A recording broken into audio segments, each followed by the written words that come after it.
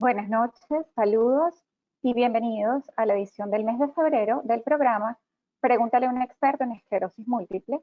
Mi nombre es Andreina Barnola y soy manager en el área de desarrollo de programas y recursos de la Sociedad Nacional de Esclerosis Múltiple, y para mí es un placer servir de moderadora para el programa del día de hoy. Antes de continuar, me gustaría reconocer y agradecer a nuestro patrocinador nacional del día de hoy, Genentech. El apoyo de nuestros aliados en la comunidad de esclerosis múltiple ayuda a la sociedad a alcanzar nuestro objetivo de proporcionarles información actualizada y el apoyo necesario a través de programas como Pregúntale a un experto en esclerosis múltiple. Muchas gracias a todos por acompañarnos el día de hoy. Debido al número de participantes, todos los participantes están silenciados. El seminario del día de hoy forma parte del programa Pregúntale a un experto en esclerosis múltiple que hacemos todos los meses en español, y que les proporciona este espacio para conectarse y para recibir información confiable y actualizada acerca de los temas que impactan a las personas con esclerosis múltiple. El día de hoy, mientras converso con nuestro experto, los animo a que escriban todas sus preguntas y comentarios en el chat box o caja de chat a mano derecha. Mi colega y navegante para la esclerosis múltiple, Diana Martínez, nos estará ayudando a capturar estas preguntas. Este seminario será grabado y estará disponible en la página web de la sociedad y en el canal de YouTube de la sociedad. Antes de continuar, y en vista que estaremos hablando del COVID-19, reconocemos que la información del virus cambia con frecuencia y en ese sentido debemos leer el siguiente descargo de responsabilidad. El COVID-19 es un nuevo coronavirus y actualmente existen datos publicados limitados disponibles sobre el virus y la esclerosis múltiple. La información y las recomendaciones presentadas en este programa se basan en la opinión profesional de los expertos en esclerosis múltiple y la evidencia actualmente disponible sobre la esclerosis múltiple, COVID-19, vacunas y las terapias modificadoras de la enfermedad. Esta es una situación de evolución rápida y actualizaremos la información a medida que esté disponible. La información que compartimos no sustituye las recomendaciones de su proveedor de atención médica. Por favor, consulte con su proveedor de atención médica antes de realizar cualquier cambio en su plan de tratamiento. Les pedimos que por favor revisen con frecuencia la página web de la sociedad para mantenerse al día con las actualizaciones con respecto al COVID-19. Bueno, a medida que las personas envejecen, la forma en que manejan los síntomas de la esclerosis múltiple requiere nuevos hábitos, nuevas rutinas y hasta una nueva mentalidad. El día de hoy estaremos hablando sobre cómo afrontar tanto la esclerosis múltiple como los cambios relacionados con la edad. Profundizaremos en las medidas preventivas de salud específicas para la edad, el manejo de otras condiciones crónicas de salud, cambios cognitivos, cambios emocionales, cambios hormonales y mucho más. Para mí es un honor presentarles a nuestro experto del día de hoy, el doctor Jaime Mitola, quien es profesor asociado en Neurología Genética y Ciencias Genómicas y Neurociencias y director de la División de Esclerosis Múltiple y Neuroinmunología de Yukon Health. El doctor Mitola tiene amplia experiencia clínica y en investigación en esclerosis múltiple progresiva, esclerosis múltiple de inicio tardío y trastornos del espectro de la neuromielitis óptica. Doctor Mitola, una vez más bienvenido y muchísimas gracias por estar con nosotros. Muchas gracias. A usted, doctor.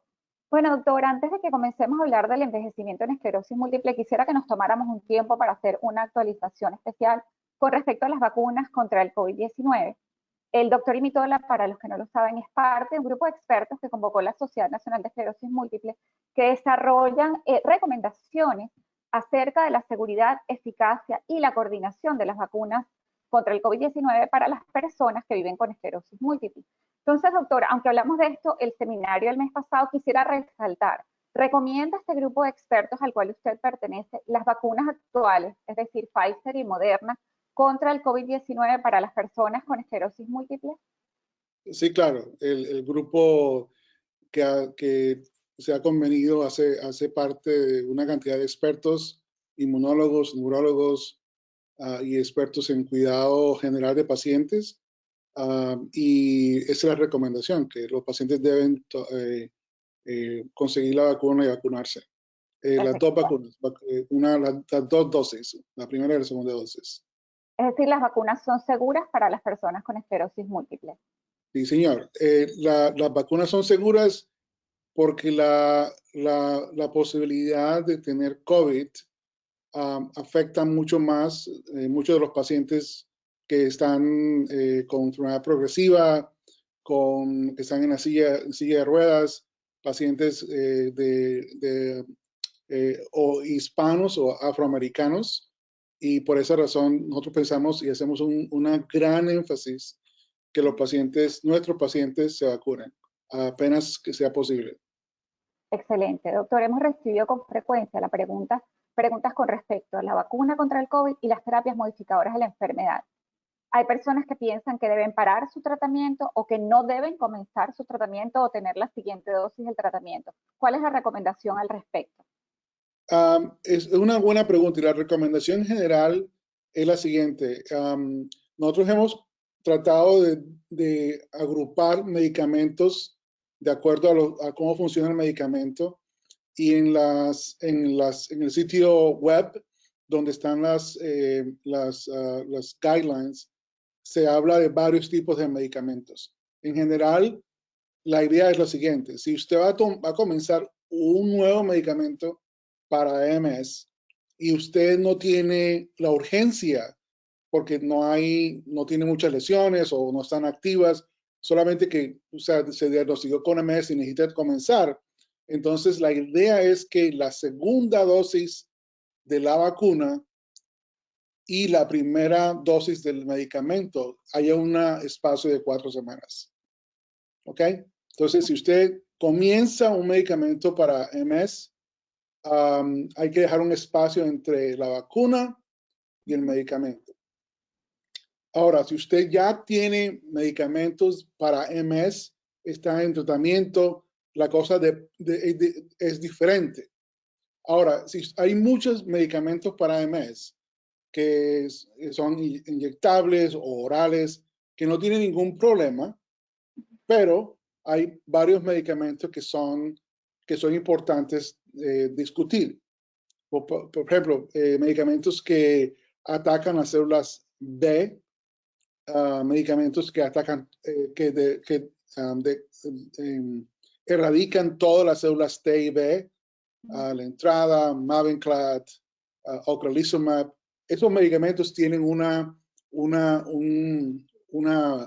forma el timing es de una manera que uno tiene que mirar cuándo es que el paciente se le va a tener la vacuna. ¿Sí? Entonces, muchos pacientes que están en ocrelizumab, por ejemplo, nosotros pensamos que la vacuna debe ser entre 3 meses después del ocrelizumab, que es el tiempo en el cual estudios anteriores han sugerido que es la mejor forma de que la vacuna tenga actividad. Hay personas, por ejemplo, que preguntan si los medicamentos de MS van a disminuir la capacidad de la vacuna. Es importante decir que la inmunidad para COVID no depende solamente de las células B, sino también de las células T y muchas otras células. Entonces, en realidad, sí hay una posibilidad, pero otra vez, la opción es entre no vacunarse y vacunarse, es mejor vacunarse. Perfecto. Bueno, y de todas maneras, llamo a nuestros participantes a que vayan a la página web de la sociedad y revisen específicamente la guía porque en vista del tiempo no tendremos tiempo de tocar todos los grupos de medicamentos, y busquen su medicamento y cuáles son las indicaciones específicas. Pero doctor, antes de empezar, dígame. Una cosa importante, porque es importante decirlo, es que a la larga, al final, la decisión de vacunarse es del paciente. Y la vacuna tiene más importancia en muchos casos que el medicamento, ¿sí? Porque el medicamento, si uso es estable, puede que no se necesite, pues, estar en medicamento. Puede aplazarlo, moverlo, etc. Y lo otro importante es que esta decisión es una decisión entre el paciente y el médico de MS, basado en nuestra recomendación. A la larga, si el paciente dice, es que yo estoy muy asustado, necesito vacunarme, pues obviamente se debe vacunar primero. O sea, cada caso es un caso particular. Perfecto. Bueno, doctor, antes de pasar al siguiente tema, quisiera resaltar la importancia de las medidas de salud pública, aún cuando la vacuna está disponible. ¿Deben las personas, aún vacunadas, seguir colocándose el tapaboca, lavándose las manos, manteniendo el distanciamiento social? ¿Se siguen tomando todas estas medidas aún cuando una persona está vacunada? Sí, es que el éxito de erradicar completamente el COVID de la población general es dos: la vacuna y lo que obstaculiza que la persona se pase del virus de una persona a la otra persona. Cuando esas dos cosas se unen, usted va a ver inmediatamente una disminución de los casos. Perfecto. Entonces, bueno, recordamos a nuestros participantes a seguir colocándose la máscara y seguir manteniendo todas las medidas de salud pública. Bueno, doctor, gracias por esta información tan importante. Y antes de continuar, quiero dar la bienvenida a todos los participantes que se han unido. Abordaremos todas las preguntas que podamos y tenemos a nuestra compañera navegante para la esclerosis múltiple, Ileana Martínez, contestando sus preguntas. Bueno, ahora pasemos a conversar acerca del tema del día de hoy, doctor, envejecer con esclerosis múltiple. Actualmente hay tratamientos que son más eficaces para la esclerosis múltiple y para los síntomas de la esclerosis múltiple, y las personas pueden esperar vivir más tiempo, inclusive en su vejez, con la enfermedad. Y además hay un número creciente de adultos mayores con esclerosis múltiple. Es importante que los médicos y los especialistas estén atentos a la relación entre la esclerosis múltiple y los cambios que vienen normales con la edad. Entonces empecemos. Sabemos que es importante para cualquier persona, independientemente que tenga o no esclerosis múltiple, las medidas preventivas generales de salud. Doctor, ¿cuáles son algunos ejemplos de estas medidas? ¿Cuáles son las más importantes que usted quiera compartir con nuestros participantes?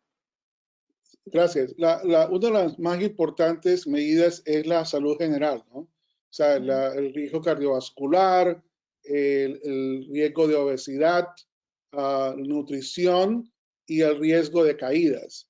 Cuando nosotros hablamos de envejecer con MS, hay personas que no les gusta el tema, el título de envejecimiento. Yo lo llamo de una manera diferente: pacientes de la tercera edad. De la primera edad, infancia; segunda edad serían los adultos, y la tercera edad serían pues las personas más adultas mayores, generalmente por encima de los 65 años. Entonces, a esa etapa, la mayoría, 30-40% de las personas, tienen un diagnóstico asociado con la vida. O sea, generalmente muy poca gente llega a los 65 años sin nada. Algo tienen, o sea, tiene diabetes, la presión alta, etc. Entonces, la idea es que de la misma manera que los niños tienen pediatras, los pacientes de la tercera edad deben tener geriatras, ¿sí? Porque es importante. O sea, usted es muy vulnerable cuando está pequeñito y es muy vulnerable cuando está bastante viejito. Entonces, la idea es que a partir de cierta edad se comiencen estas normas que son generalmente importantes para toda la salud: presión, azúcar, obesidad, las vacunas que son importantes para prevenir infecciones que pueden ser mortales a cierta edad. Estas son cosas importantes. O sea, lo más importante para nosotros es decir a los pacientes que generalmente uno tiene que hacer un plan. Cuando uno llega a cierta edad, pues le toca hacer un plan. Una de las cosas más importantes que siempre estamos pendientes es el problema de caídas, las caídas en los pacientes. Imagínense que cuando uno llega a la tercera edad, uno puede tener osteopenia, que es los huesos se le ponen, le falta calcio, y si usted se cae y se fractura la pelvis o se fractura un hueso importante, eso le va a caer bastante problema. Perfecto. Doctor, usted ya estaba hablando de esto, pero quiero que hagamos más énfasis. Las personas, a medida que envejecen, pueden experimentar otras afecciones coexistentes que se llaman comorbilidades. Entonces, ¿cuáles son algunas de estas comorbilidades que puedan tener las personas mayores y que además tienen esclerosis múltiple? Exacto. Hay varios estudios que se han hecho en comorbilidades con pacientes con MS, y parece ser que estas se disocian de acuerdo al sexo, ¿sí? O sea, por ejemplo, enfermedades hormonales, endocrinas, de la tiroides en mujeres, y enfermedades cardiovasculares y diabetes en los hombres, ¿ya? Entonces, obviamente, si usted, dependiendo de cómo esté su MS, yo le llamo eso la carga de los síntomas o la carga de los daños en el cerebro, ¿sí? Entonces, dependiendo de dónde está el MS, si usted le pone encima esta comorbilidad, pues obviamente su vida va a tener más problemas. Entonces, lo importante es tener una idea de dónde está el MS, cuál es la trayectoria del MS. Es una de las más importantes preguntas y por eso es que los pacientes deben beneficiarse de un experto en MS, que no solamente un neurólogo, sino de una persona que sabe de MS, especialmente en personas que son mayores de 65 años. Perfecto. ¿Y cuáles son algunas estrategias para reducir esas probabilidades de tener esas comorbilidades o para manejarlas efectivamente? Bueno, comenzar temprano. O sea, si usted tiene una historia familiar de diabetes, nosotros sabemos que en nuestros pacientes hispanos, por la forma, cuando uno está en otros países, en México, en Colombia, en Puerto Rico, o sea, la forma de la dieta es una forma que no es tan supercargada de calorías, pero cuando la gente inmigra a los Estados Unidos, cuando era joven o más tarde, se sabe que hay un incremento de la obesidad. Entonces, esas son cosas importantes que se comienzan a hacer desde cuando uno llega a cierta edad, 30, 40 años. Mantener una dieta adecuada sin irse a los extremos, ¿no? Y tener una cantidad de ejercicios moderados. Esas son cosas muy importantes y mirar que no haya problemas endocrinos como el tiroides, que está bastante bajo o que la vitamina D sea bastante baja. Eso es como una base, pero recuerde que por el paciente de MS, uno tiene que entender dónde está la enfermedad y dónde están los riesgos del paciente. Si uno combina eso, uno tiene una mejor manera de manejar este paciente en el futuro. Perfecto. Muchas personas se preguntan cómo saber si algún síntoma que tengan se debe a la esclerosis múltiple o se deba a un cambio relacionado con la edad. ¿Hay algunos datos claves que les puedan sugerir a qué médico deben acudir o cómo afrontar esto que está pasando? Claro, eso es una buena pregunta y una de las cosas importantes que yo siempre he hecho énfasis con los pacientes es que ellos tienen que conocer la enfermedad, pero la enfermedad más importante que uno tiene que conocer es la de uno. O sea, generalmente, si usted habla con pacientes con esclerosis múltiple, muchos pacientes que son bastante estudiados acerca de la enfermedad porque van a los sitios de internet, etcétera, hablan de generalidades, pero no hablan de lo que le está pasando a ellos porque probablemente los doctores no le dicen, right? Entonces, es importante que el paciente entienda bien su enfermedad. ¿Por qué? Porque el paciente tiene que entender cuándo tiene una verdadera recaída, cuándo la recaída es falsa, cuándo los síntomas están siendo peores, que varían varían con el tiempo, varían con el calor, con el frío. Si usted se conoce un poquito más esas de la manera que usted responde y cuáles son los límites y no está tan adulto, pues obviamente eso va a ser todo con MS. ¿Cuáles serían los principales cambios que uno detecta cuando ya se vuelve más adulto, más entra a la tercera edad?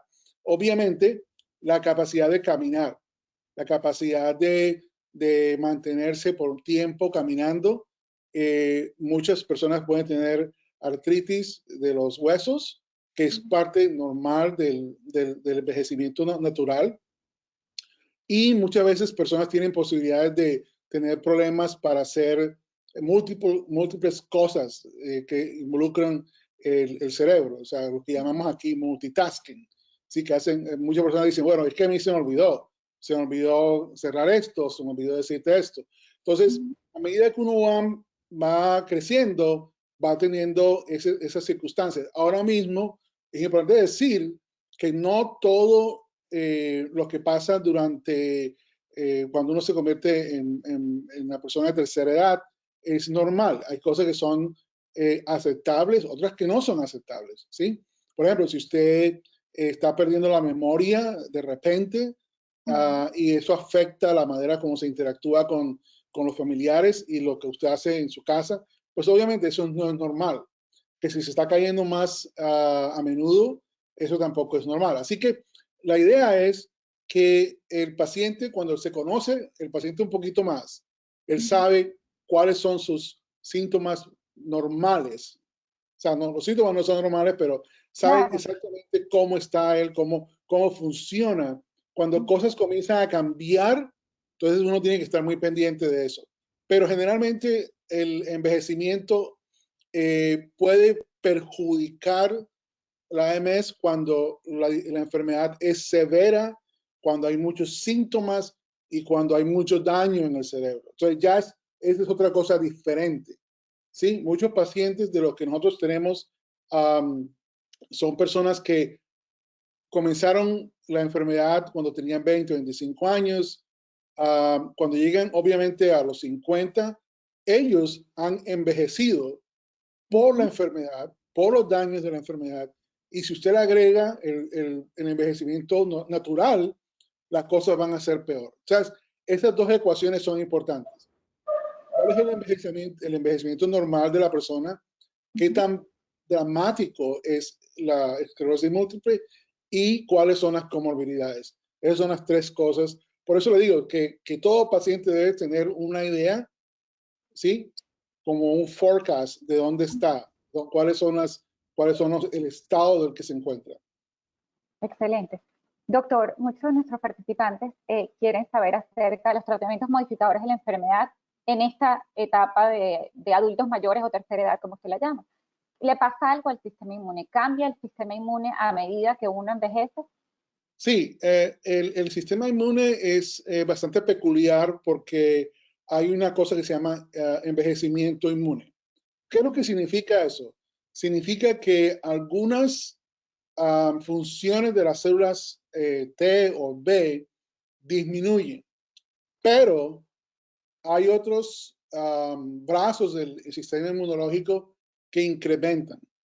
Entonces, usted dice, bueno, es que está envejecido el sistema inmune, pero eso no significa que está deprimido y puede significar también que está alterado. Por ejemplo, muchas personas con infecciones, especialmente infecciones como herpes o influenza, hacen una respuesta exagerada que no se ve en pacientes más jóvenes.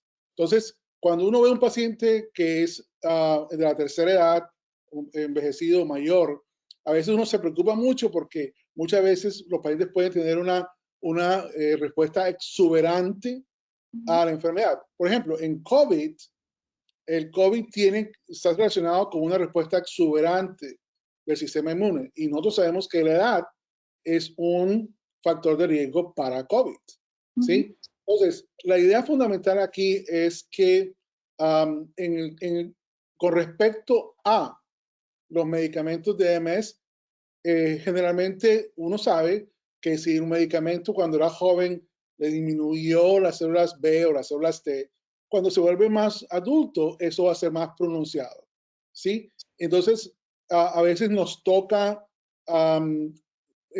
ser muy cuidadosos cuando un paciente está todavía tomando cierto tipo de medicamentos. Una vez se dice, bueno, de pronto ya no se necesita porque tiene mucho riesgo. Recuerda una cosa, imagínese que usted añade comorbilidades peores a esto, entonces se convierte en un gran problema. Una de las preguntas que siempre me hacen los pacientes de la tercera edad es, ¿cuándo puedo parar mi medicamento? Y es una pregunta importante.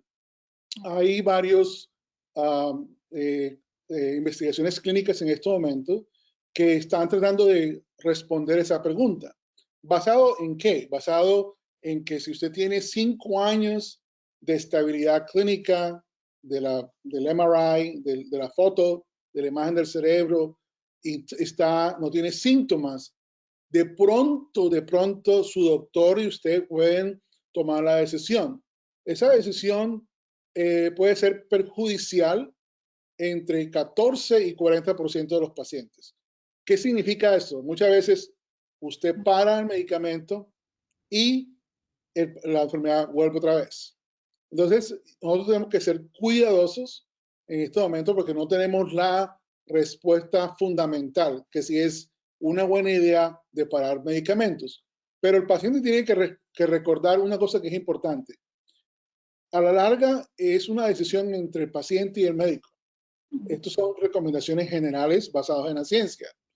Pero si el paciente dice, mire, yo tengo 67 años, tengo 10 años que no tengo ningún tipo de síntoma, mis exámenes son normales y mis imágenes son normales, yo quiero parar esto.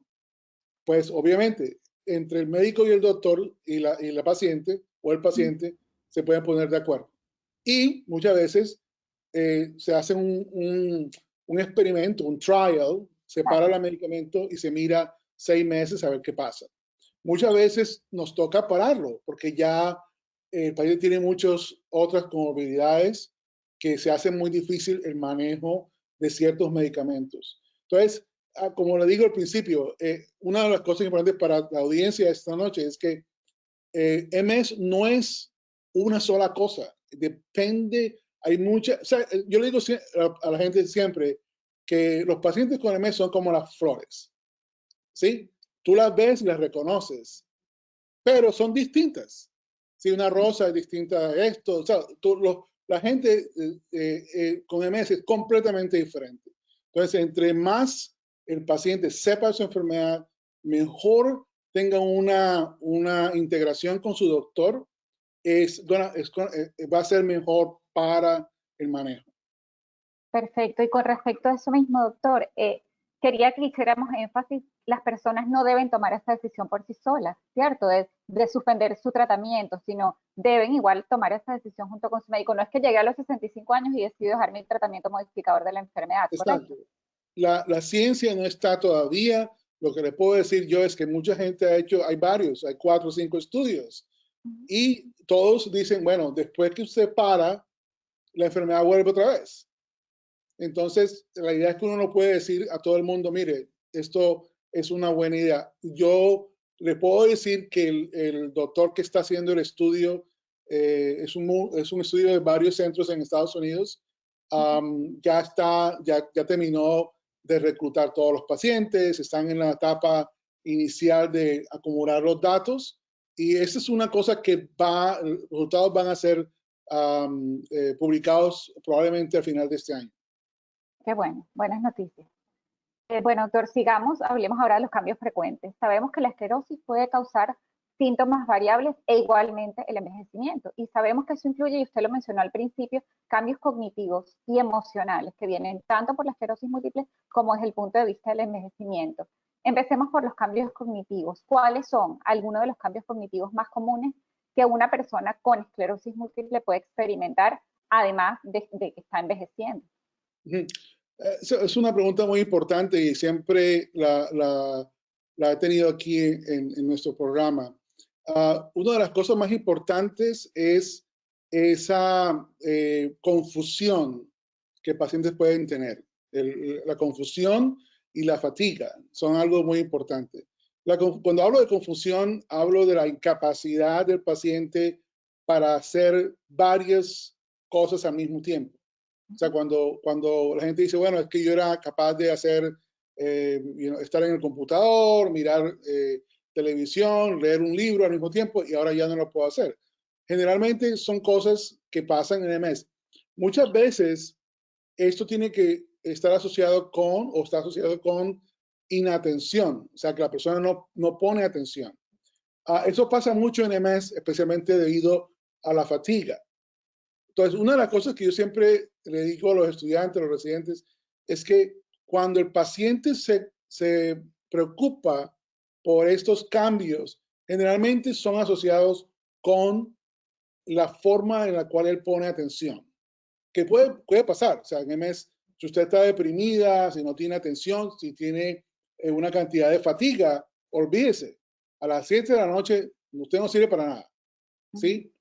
Pero si la familia comienza y dice, bueno, papá, mamá, mire, usted está cambiando, ya no comienza a caminar solo, comienza a hablar solo, tiene una cantidad de cambios del comportamiento.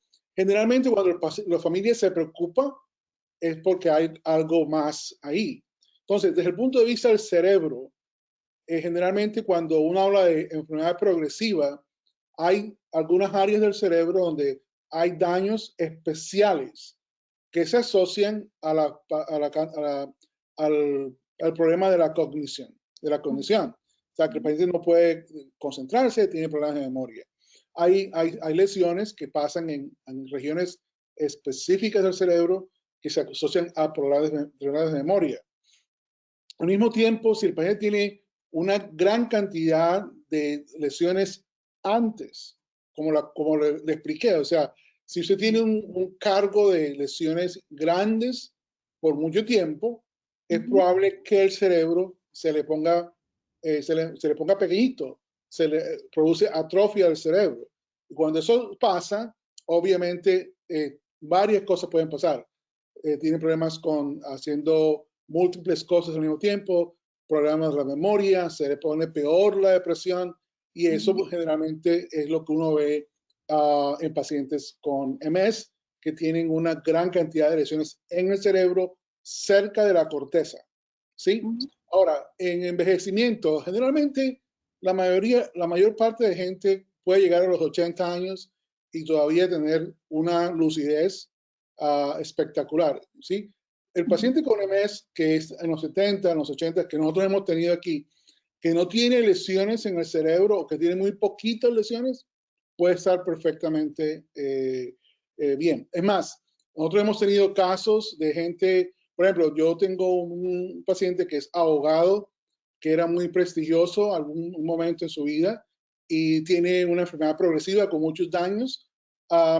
El paciente pasó de ser bastante inteligente a todavía es inteligente, pero se ve la diferencia. Cuando nosotros hacemos cálculos, hacemos pruebas de memoria, se uno cuenta de que hay una gran diferencia. Entonces, por eso es importante que los pacientes se entrenen, no estoy hablando de juegos, sino de que lean, de que sean curiosos, que cuando llegue el momento en que sí, si el momento pasa, entonces si el tiene más daños en el cerebro, entonces tiene más oportunidad de ser capaz de manejar esto del envejecimiento. Pero es importante decir que todo depende de la cantidad de lesiones que tiene en el cerebro y dónde están las lesiones. Por eso vuelvo y repito, o sea, si usted como paciente conoce y sabe, porque el doctor lo ha dicho, entonces usted va a tener una mejor idea de que eso está en su futuro o que si no está en su futuro. Perfecto. Y con respecto a estos cambios cognitivos, ¿hay alguna forma en que las personas con esclerosis puedan, digamos, prevenir, entre comillas, que eso ocurra? Por ejemplo, les mandan a hacer ejercicios de la mente, dicen sudokus o a leer o hacer ejercicios de memoria. ¿Hay cosas que se puedan hacer para prevenir que esto se progrese en el tiempo o que esto se agrave? Sí. Lo más importante es prevenir las lesiones que pasan. O sea, por eso es importante que cuando uno tiene la capacidad de mirar a un paciente, por ejemplo, en estos momentos estamos tratando de mejorar la capacidad analítica de conseguir un marcador biológico que uno pueda mirar, a ver si hay más destrucción del cerebro o no. Pero la realidad es una sola.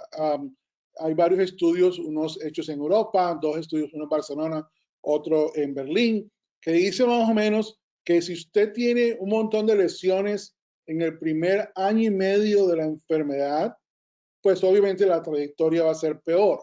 Entonces, lo que quiero decir con esto es que nosotros debemos cambiar la idea de que MS no se puede evitar.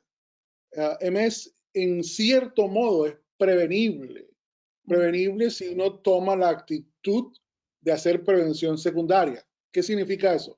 Por ejemplo, voy a poner el ejemplo de la diabetes. Usted tiene diabetes, ok.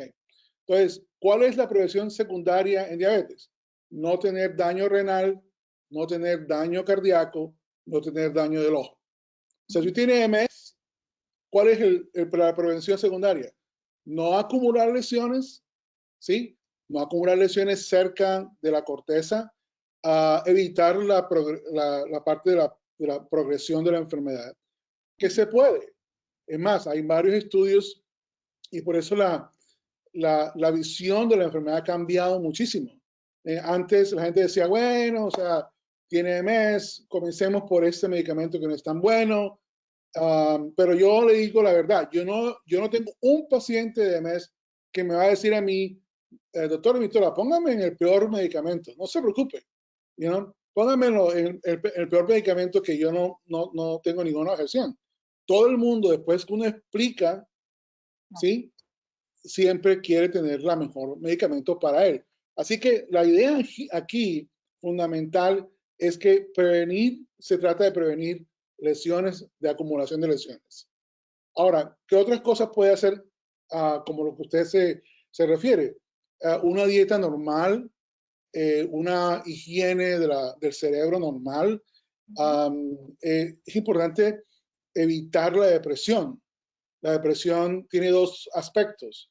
Una es la enfermedad per se, 50% de los pacientes pueden tener depresión, o la situación del paciente. Muchas veces el paciente entra como en un hueco, como un vortex, ¿sí? Porque está diagnosticado con MS, después pierde el seguro médico, no puede caminar, pierde el trabajo, la familia lo deja. Entonces, nuestra labor aquí es tratar de evitar que el paciente se vaya en ese hueco. Ahora, no todos los pacientes van a tener esa trayectoria. Por eso es importante decirles desde un principio al paciente, mire, gracias por venir, usted está diagnosticado con MS, esto es lo que se puede esperar de la enfermedad. Y vamos a comenzar a hacer prevención secundaria, ¿sí? La prevención secundaria es, o sea, no se puede evitar la enfermedad MS, pero vamos a hacerla que sea más manejable. Perfecto. Y quería hacer énfasis en eso que dijo de la depresión. Aparte de la depresión que sabemos que es muy común, también hay otros cambios emocionales como cambios de humor asociados a la esclerosis múltiple. Estos cambios se empeoran a medida que la gente entra en esta etapa de la tercera edad. Sí, una cosa que es importante decir aquí son los cambios.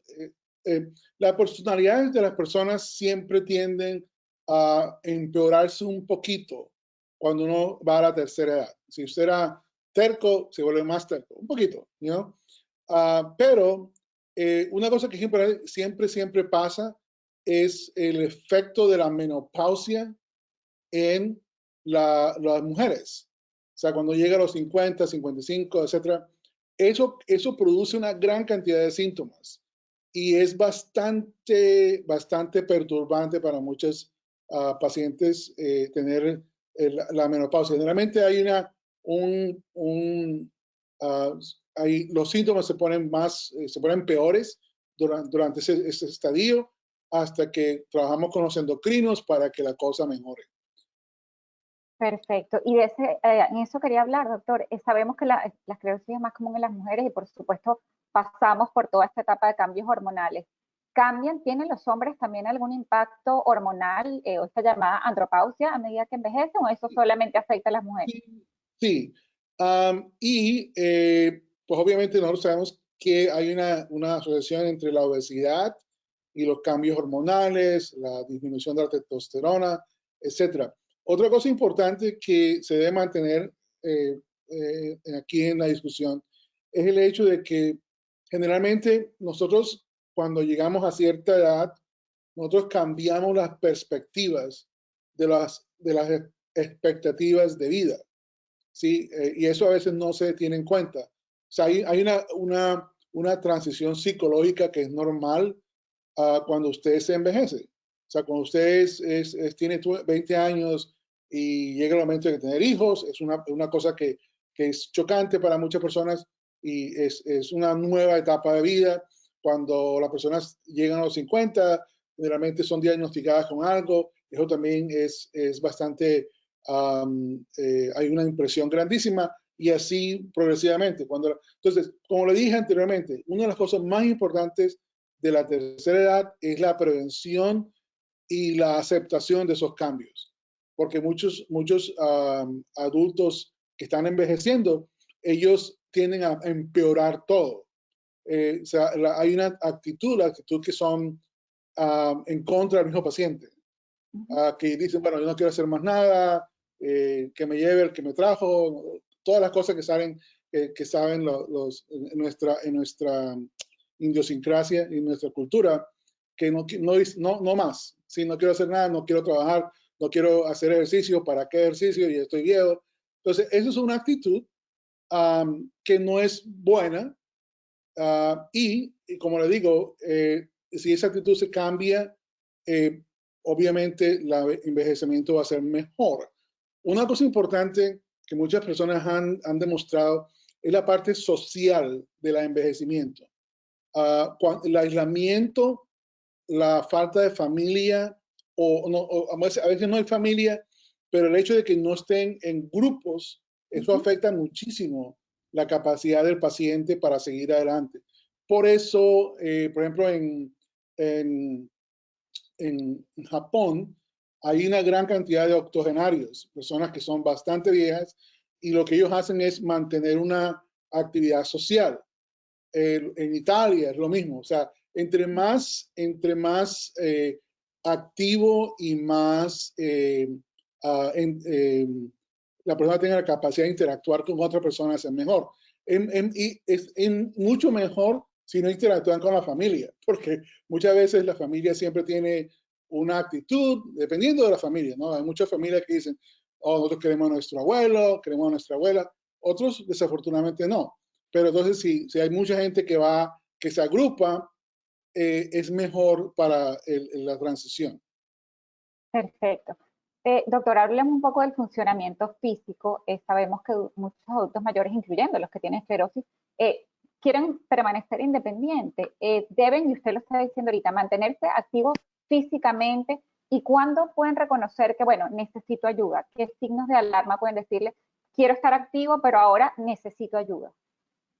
Eso es una de las grandes preguntas, importantes preguntas del paciente con MS que está entrando la tercera edad. De la forma en la cual nosotros lo miramos aquí es la siguiente. Todo paciente con MS, sin depender la edad, necesita una evaluación de su capacidad física con terapia física. Y hay tres objetivos que son importantes. Tres objetivos.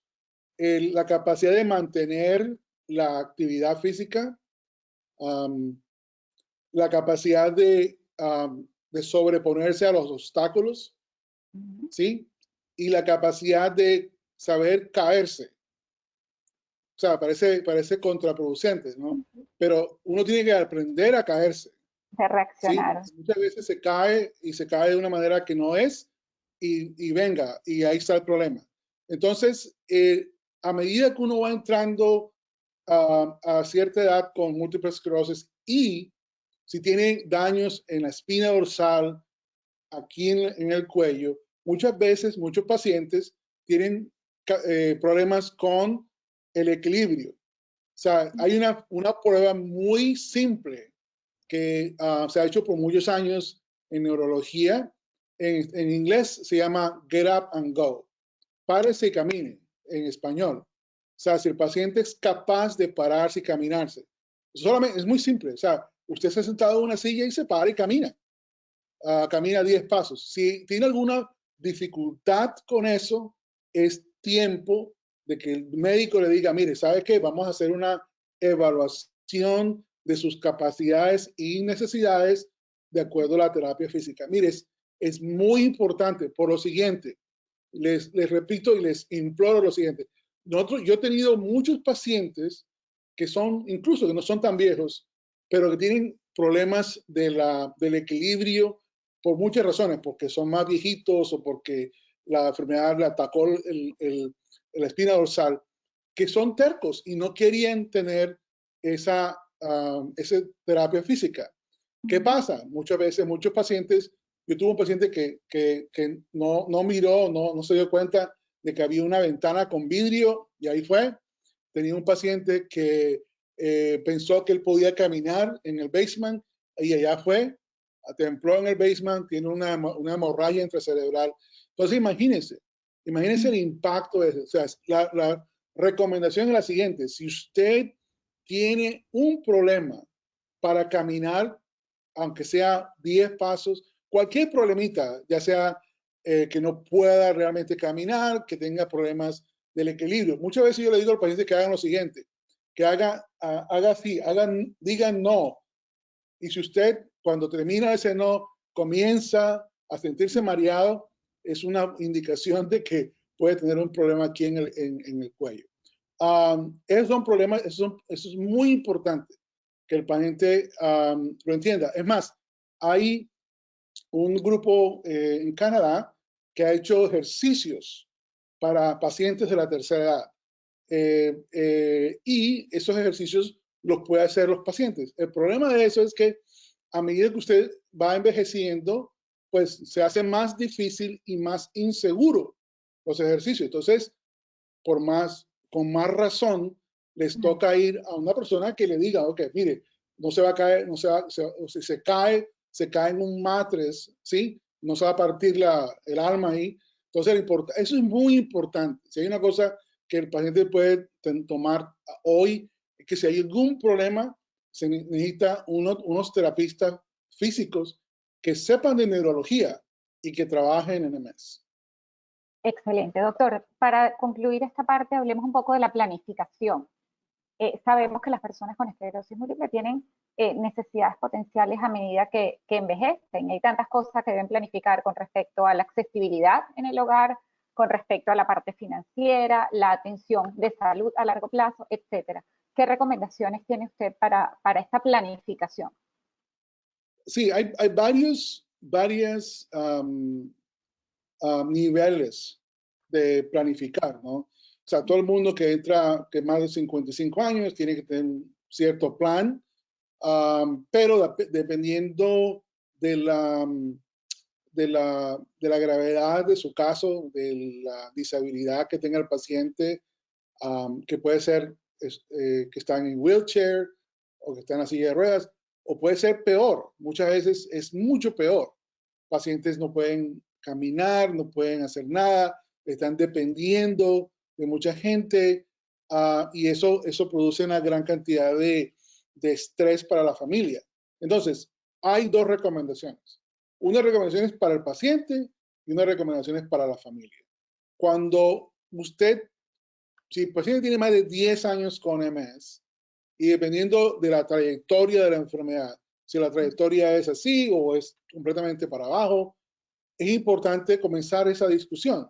¿Quién comienza la discusión? Pues el paciente y la familia, ¿sí? Y el doctor generalmente, esa persona va a estar pendiente de decir, bueno, sí, mire, esto se puede hacer. Nosotros tenemos aquí en muchos centros de MS en el país, hay trabajadoras sociales que son muy buenas en la planificación. Como le digo, hay varios grados.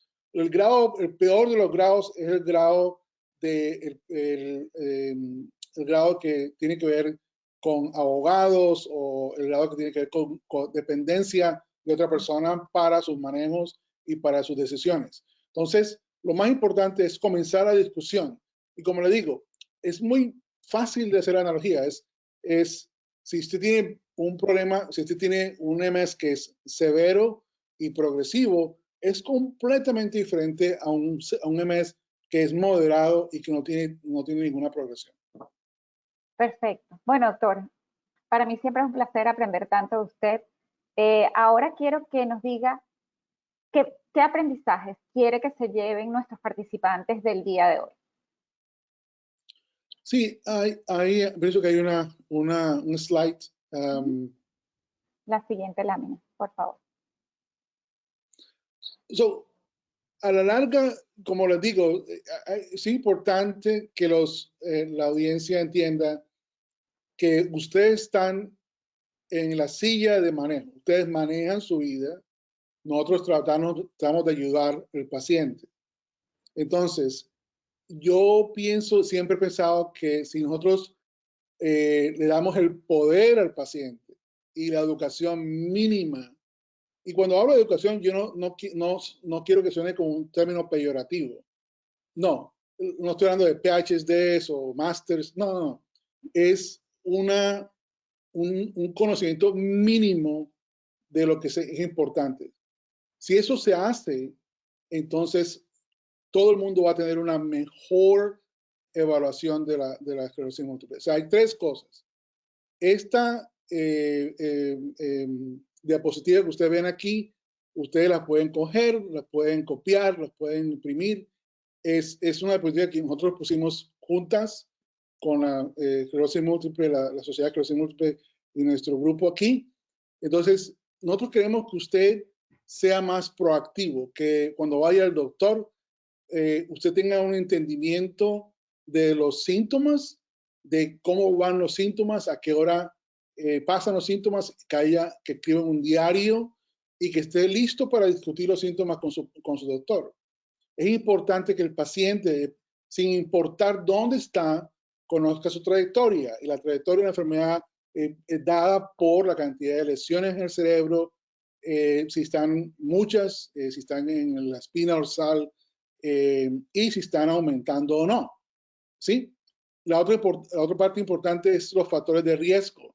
Como hablamos hoy, si usted tiene hipertensión y está incontrolable, eso le va a afectar la AMS. Si usted tiene diabetes y está incontrolable, eso le va a afectar la AMS. Si usted fuma, le puedo prometer que eso le daña el cerebro. En MS, el cerebro se lo carcome el cigarrillo. Si usted tiene una disminución de vitamina D, pasa lo mismo. Si usted tiene esta diapositiva y la coge y la imprime y dice, bueno, quiero hablar con mi doctor y esto es lo que el experto dijo, usted va a tener un mejor control de su destino con múltiple esclerosis. Perfecto. Bueno, ya saben, tomen la diapositiva, el programa queda grabado en la página web de la sociedad y en YouTube también para que puedan tomar la diapositiva. Bueno, doctor, creo que tenemos tiempo para una preguntita antes de retirarnos. Una de las preguntas que tenemos, por ejemplo, dice, Shelly escribió diciendo que está perdiendo la vista por el envejecimiento, pero además tuvo una neuritis óptica. ¿Qué consejo tiene para las personas que están perdiendo la visión con esclerosis múltiple? Generalmente, esa es una pregunta que es importante. Hay dos formas de ver la pregunta. Si esto es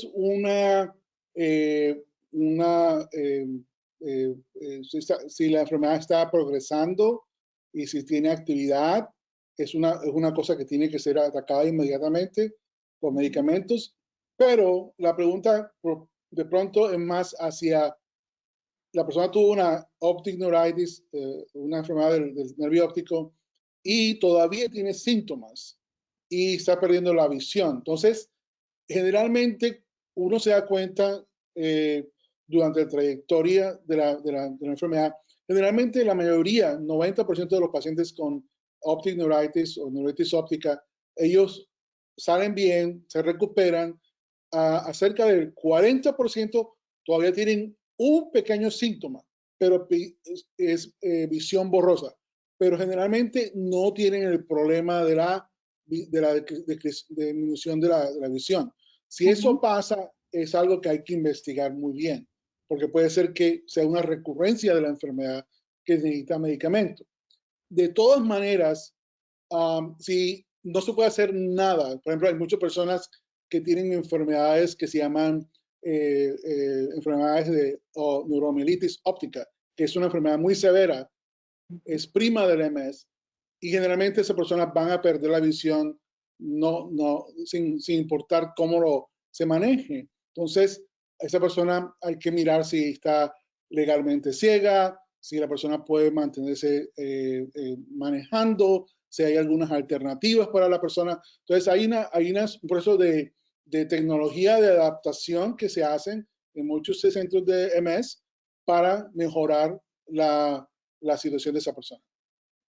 Perfecto. Bueno, doctor, nuevamente muchísimas gracias. Siempre es realmente un placer conversar con usted y aprender Y bueno, ahora pasemos a compartir con nuestros participantes algunos recursos importantes que deben conocer. En primer lugar, si todavía tienen preguntas, por supuesto, llamen a los navegantes para la esclerosis múltiple. Los pueden contactar a través del email que ven en pantalla, a través del número 1-800-344-4867, la opción 3 para navegantes para la esclerosis múltiple en español. Igualmente pueden ver en pantalla la cuenta eso es Twitter, correcto, la cuenta de Twitter del doctor Jaime Imitola y la página web del Centro de Yukon Health. Y por supuesto, ya lo dijimos al principio, sigan poniéndose la máscara. Igualmente para todos aquellos que quieren saber las recomendaciones específicas para su tratamiento y las recomendaciones en general con respecto a las vacunas contra el COVID-19 están en español en la página web de la sociedad.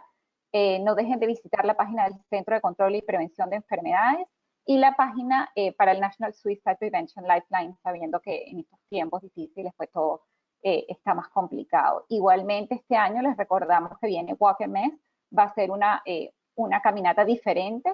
Walk MS te encontrará donde estés para conectarnos, celebrar y hacer una diferencia como nunca antes. Vayan a la página web de la sociedad para encontrar el Walk MS cerca de ustedes.